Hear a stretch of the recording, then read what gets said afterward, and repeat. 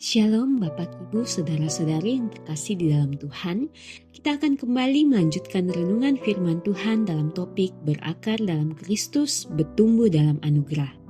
Bagian firman Tuhan yang akan membantu kita memahami lebih jauh tentang topik ini terambil dari Matius 5 ayat 14-16, terjemahan baru kedua yang berbunyi demikian. Kamu adalah terang dunia. Kota yang terletak di atas gunung tidak mungkin tersembunyi.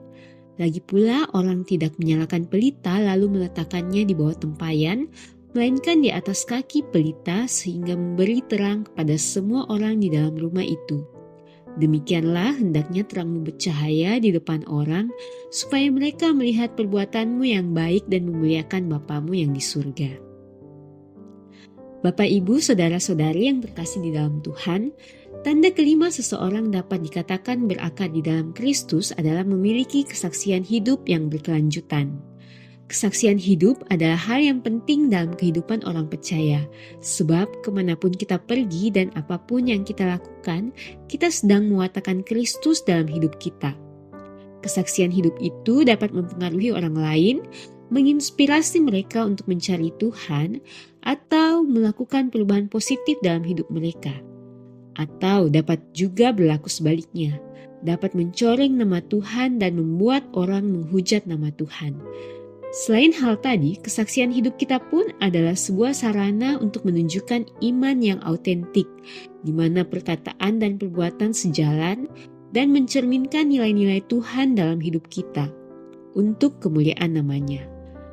Oleh karena itu, kesaksian hidup kita sebagai orang percaya harus ditunjukkan dengan konsisten, sebab kesaksian hidup yang konsisten dapat membangun kepercayaan orang lain terhadap pesan yang disampaikan, dalam hal ini Kristus. Dalam khotbah Yesus di bukit, dia memberikan sebuah peringatan kepada orang-orang yang mendengarnya pada waktu itu bahwa status mereka sebagai umat pilihan Allah. Dalam bagian ini, Yesus menjelaskan dengan tegas bahwa para pengikutnya adalah terang dunia. Identitas ini bukan hanya teori, tetapi harus tercermin dalam kehidupan nyata mereka.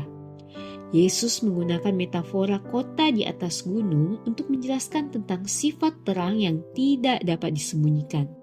Seperti sebuah kota di puncak gunung yang akan selalu terlihat dari jauh, demikian pula hidup orang percaya harus menjadi teladan yang terlihat jelas oleh orang lain. Berikutnya, Yesus menggunakan gambaran pelita dan tempat meletakkannya untuk menekankan tujuan dan fungsi cahaya. Pelita tidak diletakkan di bawah tempat tertutup seperti gantang atau tempayan, karena itu akan menghalangi sinarnya. Sebaliknya, pelita diletakkan di tempat yang tinggi agar sinarnya dapat menjangkau dan menerangi seluruh isi rumah. Dan Yesus mengakhiri dengan kalimat, "Demikianlah hendaknya terangmu bercahaya di depan orang, supaya mereka melihat perbuatanmu yang baik dan memuliakan Bapamu yang di surga." Ayat ini adalah instruksi langsung bagi umat percaya untuk membiarkan terang mereka bersinar di depan orang lain. Tujuannya bukan untuk mendapatkan pengakuan atau pujian pribadi, tetapi agar melalui perbuatan baik yang dilakukan oleh umat percaya, orang lain akan melihat tindakan tersebut dan akhirnya memuliakan Allah yang ada di surga. Panggilan untuk menjadi terang dunia pun diberikan kepada kita orang-orang percaya pada masa kini. Hidup yang berakar di dalam Kristus adalah hidup yang berkomitmen untuk menyatakan terangnya bagi dunia ini. Oleh sebab itu, sebagai terang dunia, mari kita menghidupi kebenarannya dengan menunjukkan kasih, kebenaran, dan pengampunannya. Hendaknya perbuatan baik kita pun boleh terlihat oleh orang lain dapat membawa kemuliaan bagi Tuhan. Dan seperti kota di atas gunung, biarlah kehadiran kita sebagai orang percaya dapat memberikan dampak positif pada orang-orang di sekitar kita. Yang terakhir, yang paling penting adalah kita tidak dapat menjadi terang dunia dengan kekuatan kita sendiri. Kita perlu melibatkan Roh Kudus untuk menopang hidup kita dan untuk bersaksi tentang Kristus melalui hidup kita. Mengapa demikian? Sebab secara alamiah kita akan menolak kebenaran Kristus. Kita akan lebih condong tertarik kepada dosa dan mendukakan hati Tuhan. Tetapi dengan pertolongan Roh Kudus, kita dimampukan untuk menyangkal diri kita dan kedagingan yang berpusat pada diri kita, sehingga hidup kita terarah untuk memuliakan Tuhan. Pertanyaan untuk kita renungkan bersama, bagaimana kita dapat menjadi terang dunia dalam konteks hidup kita sehari-hari? Apa perbuatan baik yang dapat kita lakukan untuk memuliakan Bapa di surga? Mari kita berdoa.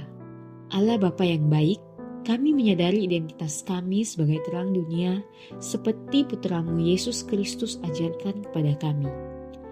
Bantu kami untuk mencerminkan kasih dan kebenaran-Mu dalam kehidupan kami.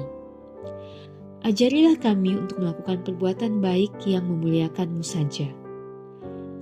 Berikan kami keberanian untuk memancarkan terang-Mu di dunia ini. Bantu kami untuk tidak menyembunyikan terang kami, melainkan membiarkannya bercahaya bagi orang lain, agar mereka dapat mengenal Engkau. Kiranya Roh Kudus-Mu menopang hidup kami sesuai dengan identitas kami sebagai terang-Mu di dunia ini. Di dalam nama Tuhan kami, Yesus Kristus, kami berdoa. Amin. Demikianlah renungan kita bersama pada hari ini. Kiranya kita boleh terus bertumbuh setiap hari di dalam Tuhan. Amin.